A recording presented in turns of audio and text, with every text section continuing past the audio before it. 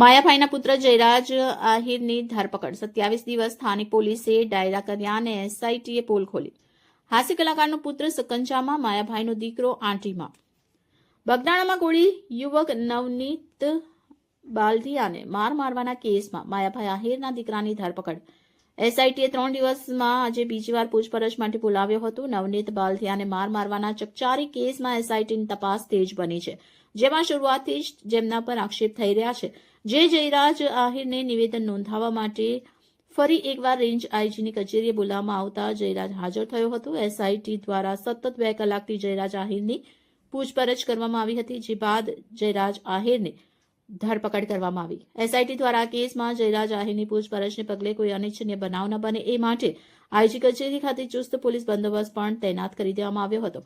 એસઆઈટીની પૂછપરછ બાદ જયરાજ આહિરની ધરપકડ કરવા આ કેસની તલસ્પર્શી તપાસ આગળ વધારતા એસઆઈટી પુરાવા અને નિવેદનો, આરોપીઓના એકબીજા સાથેના મોબાઈલ સંપર્ક, તેમના લોકેશન તથા અન્ય ડિટેલ્સની ઉચ્ચ કક્ષાએ સઘન ચકાસણી કરવામાં આવતા જ જયરાજ આહિરની સંડોવણીના પૂરતા પુરાવા પ્રાપ્ત થયા. એને લઈને તેને એસઆઈટી સમક્ષ અન્ય ખુલાસાઓ અર્થે બોલાવવામાં આવ્યો અને તેની આજની પૂછપરછમાં તે હુમલાની ઘટનામાં સંડોવાયેલો હોવાના પૂરતા પુરાવાઓને ધ્યાનમાં લઈ જયરાજ આહિરની આ ગુનામાં ધરપકડ કરવામાં આવી.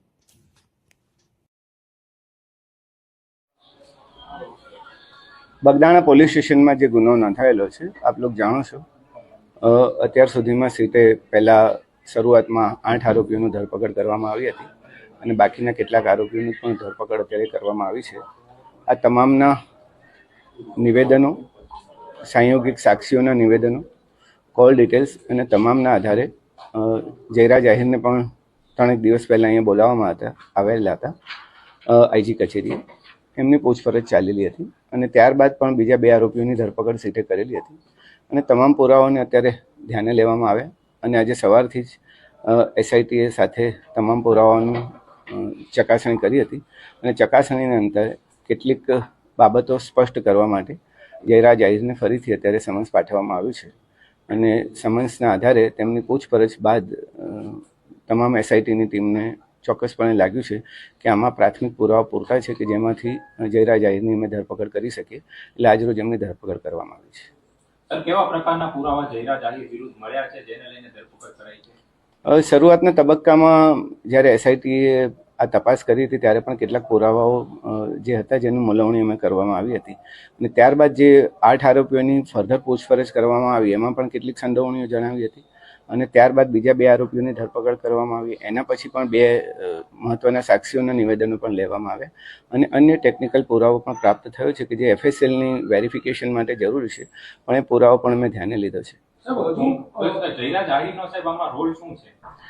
જે જયરાજ આહિરનો રોલ તમે જે પૂછો છો એ પ્રમાણે છે કે ઘટના તમે જાણો છો કે બુટલેગરે હુમલો કર્યો અને કોઈ બાતમીના આધારે સત્ય દેખાઈ રહી નથી.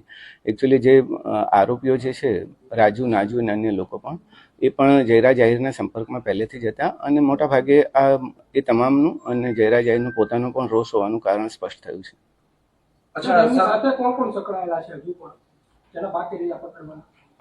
અત્યાર સુધીમાં મોટાભાગના આરોપીઓની ધરપકડ કરી લીધી છે. ટેકનિકલ ડિટેલ્સના આધારે પણ શક્ય છે કે કેટલાક આરોપીઓ હજુ મળી શકે અથવા તેમના પુરાવા અમારે વેરીફાઈ કરવા પડશે. સર, તત્કાલીન પીઆઈ ડીવી ડાંગરનો શું આમાં બેદરકારી ભર્યો રોલ છે?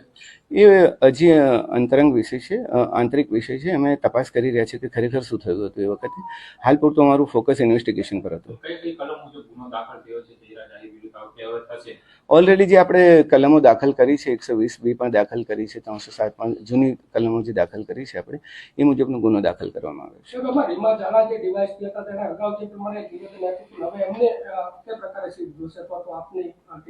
અત્યારે પ્રાથમિક તપાસ એસપીસીને સોંપવામાં આવી છે, એનો રિપોર્ટ આવતા વાર લાગશે. જયરાજ આહિરે જ હુમલો કરાવેલો છે કે બીજી કોઈ ટેકનિકલના આધારે એની ધરપકડ કરી છે, એના આધારે કરી છે?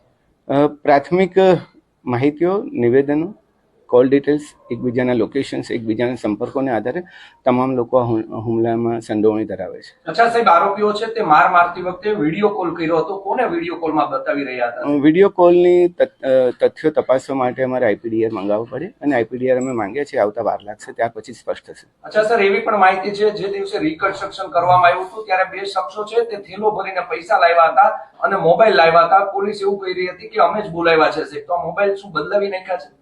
કેટલીક વાતો જે આવી હતી મેં વેરિફિકેશન કર્યું હતું અને તમામના સાચા મોબાઈલ અમે રિકવર કરી લીધા છે. અચ્છા સાહેબ, જયરાજ આહિરનો સાચો મોબાઈલ છે તે મહુવાના કોઈ વ્યક્તિ પાસેથી મળ્યો છે? ના, હજુ એવી ડિટેલ અમારી પાસે નથી. કેટલો દિવસ વીતવાનું કારણ શું? 26 દિવસ પછી ધરપકડ થઈ. તમામ પુરાવાનો અમે ધ્યાન લીધેલું હતું. પહેલા 4-5 દિવસ જે 2-3 દિવસની તપાસ ચાલી, ત્યારબાદ ફરીથી અમે તમામ તથ્યોને રિકન્સ્ટ્રક્શન અમારી રીતે કરેલા હતા. તમામ નિવેદનો પણ ફરીથી કરવામાં આવ્યા હતા અને થોડું ઇન્વેસ્ટિગેશનમાં એવો પણ ટાઈમ નથી લાગ્યો જેવું તમે કહો છો. અચ્છા સર, એવી પણ વાત છે કે આમાં જે 8 આરોપી છે તે પૈકીના 6 આરોપી છે તે બોગસ આવી ગયા છે સાહેબ. તેમાં કેટલી સત્યતા? એ હજી સુધી તપાસના તથ્યો અમે ચકાસી રહ્યા છીએ, એવું હજી સુધી નીકળ્યું નથી. સાહેબ, પ્રાથમિક તપાસમાં એવું લાગી રહ્યું છે કે જે ડીવી ડાંગર છે તત્કાલીન પીઆઈ તેમજ જે ડીવાયએસપી હતા તત્કાલીન રીમાબા ઝાલા તેમની આમાં છે તે બેદરકારી છે.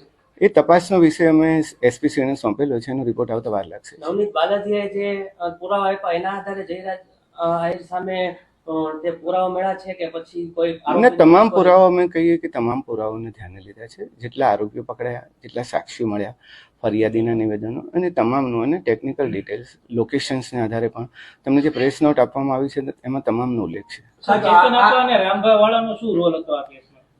એ એક મહત્વના સાક્ષીઓ છે અત્યારે. સર, તપાસ દરમિયાન સોશિયલ મીડિયામાં ઘણા લોકોએ આક્ષેપ કર્યા છે. કોઈ તમારી સામે આવ્યું છે? કઈ ટાઈપના આક્ષેપો? જે માર માર્યો હોય, મકાન પાડી દીધા હોય, ધાક ધમકી આપી હોય? ના, અમારી પાસે એવા અને કોઈ મહત્વની સાહેબ વાત એ હતી કે આટલા સમયગાળા દરમિયાન સોશિયલ મીડિયામાં વેમનસ્ય ફેલાવેલી ઘણી બધી પોસ્ટ વાયરલ થઈ હતી. તો એ માટે પોલીસે કઈ કાર્યવાહી કરી હોય અથવા કરવાના હોય, કારણ કે બે સમુદાય વચ્ચે એસઆઈટીનું કામ અત્યારે સઘન તપાસનું હતું. અમે એસઆઈટીની રચના ઓબ્જેક્ટિવલી ફક્ત ને ફક્ત તપાસના તથ્યો પર ધ્યાન રાખવાનું હતું. લોકલ પોલીસ ડેફિનેટલી કાર્યવાહી કરશે.